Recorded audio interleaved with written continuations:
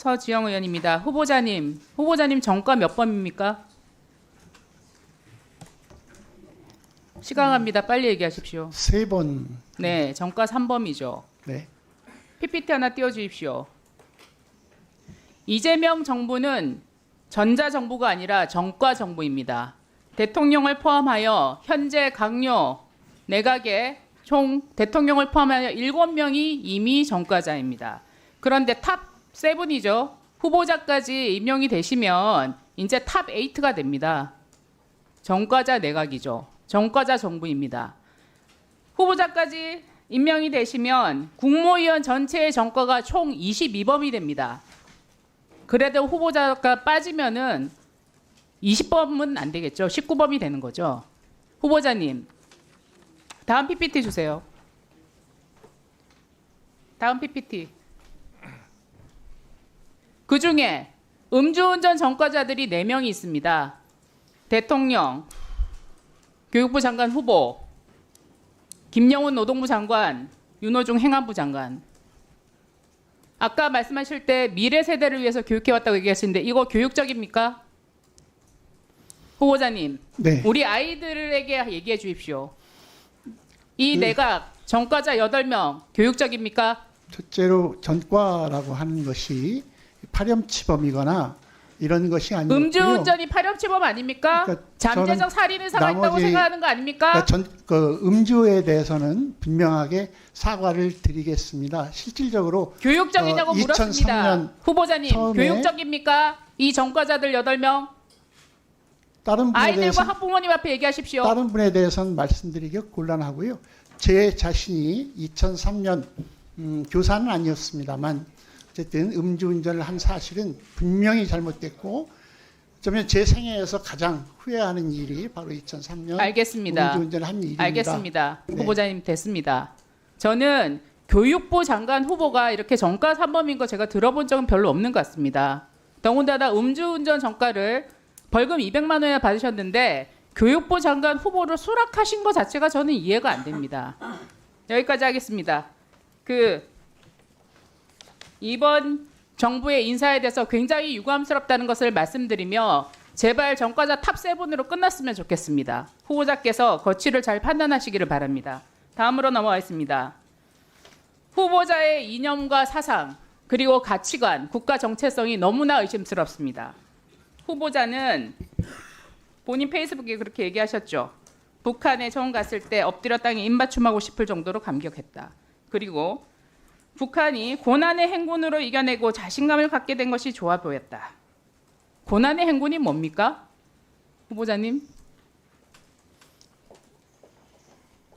대답 못하십니까? 북한이 매우 힘든 상황에서 그것을 이겨내기 위해서 그 북한 인민들이 네, 당시에 같이 이거를 함께 하신 게 극복했던 고난의 일이라고 행군으로 생각합니다. 이겨냈다고 얘기하신 게 2001년이고요. 2000년에 북한의 불법 대북 송금 사건이 있었습니다. 엄청난 금액이 북한으로 돈이 흘러 들어갔죠.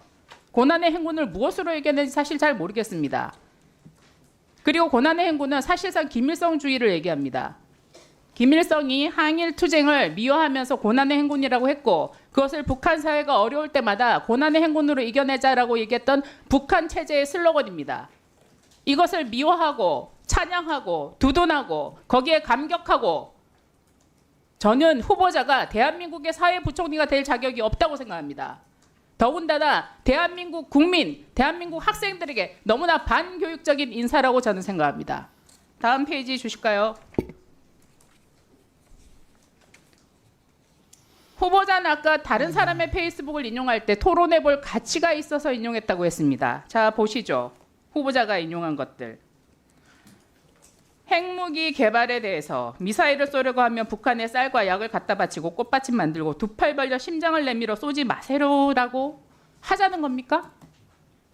후보자는 이게 토론해볼 가치가 있어서 후보자 후배의 글을 본인이 후배의 글을 일부러 올립니다 했습니다. 이건 보라는 거죠. 뭡니까 이거? 북한에 무조건 북한이 무기 개발하면 무조건 갖다 바쳐서 달래자는 겁니까? 이거를 토론해 보자는 겁니까? 앞으로 이거 토론할 겁니까? 장관 되면? 아닙니다. 저는 후보자는 전형적인 친북 좌파 인사의 전형이라고 생각합니다. 저는 대한민국 교육을 맡을 자격이 없다고 생각합니다. 어떻게 이런 분이 교육감이 3번 되는지 모르겠습니다.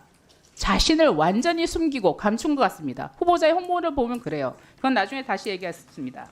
자, 후보자는 북한을 17번 신청해서 13번 다녀온 것으로 확인됐습니다. 그러나 아까 확인되지 않은 게 있었기 때문에 후보자의 반복 획수는 알 수가 없고 무엇을 숨기는지도 모르겠습니다. 심지어 한국토지공사 감사 재직 중에 이것도 낙하산 감사였죠. 아무런 전문성도 없는데 토지공사 감사 낙하산 됐었죠. 감사 재직 중에 방북을 8번에 했습니다. 그런데 아이러니한 게 심지어 북한 1차 핵실험이 일어났는데도 불구하고 10월 9일에 핵실험을 했는데 10월 12일 날 또 북한에 갑니다. 어떻게 이럴 수 있습니까? 공공기관 감사가. 그리고 또 있습니다. 2008년 6월 14일 날 금강산 다녀옵니다. 그리고 나서 그 유명한 우리 국민인 박광자 씨 금강산 관광객 피살 사건이 일어났습니다. 그런데 불과 몇 달 못 가서 또 북한 갑니다. 박광자 씨 피살 사건에 대해서 북한군이 죽인 천인 공로할 피살 사건에 대해서 자국민이 사망한 사건에 대해서 본인 분노한 적 있습니까? 그런 SNS 쓴 적 있습니까? 어떻게 자국민이 죽었는데 공공기관 감사까지 한 사람이 또다시 북한에 갑니까?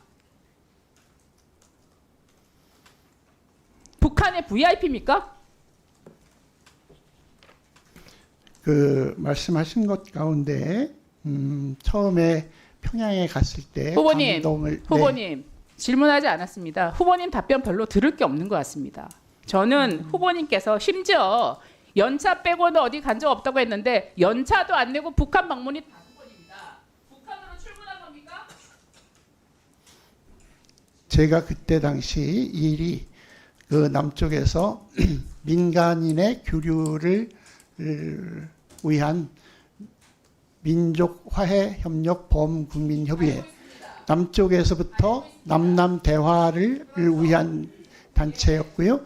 그 단체에 제가 그 실무자로 일을 하고 있었습니다. 단체에 관련돼서 친북 활동을 하시든지 아니면 공공기관 감사를 하든지 둘 중에 하나를 하셔야죠. 토지공사에서 5억대에 급여받고 북한에는 그렇게 십수회를 들락날락거리고 자국민이 죽어도 북한에 가고 전체 방북한 것이 16차례는 맞습니다만 그 중에서 토지공사 감사 시절에 갔던 것은 네, 답변을 좀 들어보시죠. 네.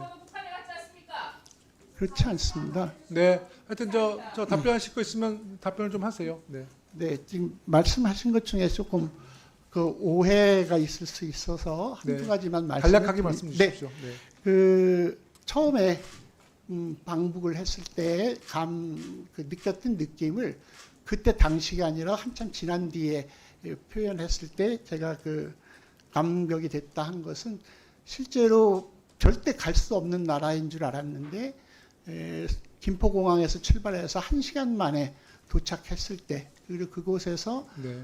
만난 게 우리랑 같은 말을 쓰고 있는 언젠가 우리가 함께 해야 될 우리 민족을 만날 수 있다는 것 때문에 그런 감을 얘기했었고요. 그리고 여러 차례 갔던 것 가운데에서 그것은 전부 다 미나협의 공적인 업무 수행이라고 저는 생각하고 당연히 알겠습니다. 통일부에 사전에 네네. 신고하고 이렇게 이루어졌던 일입니다. 네.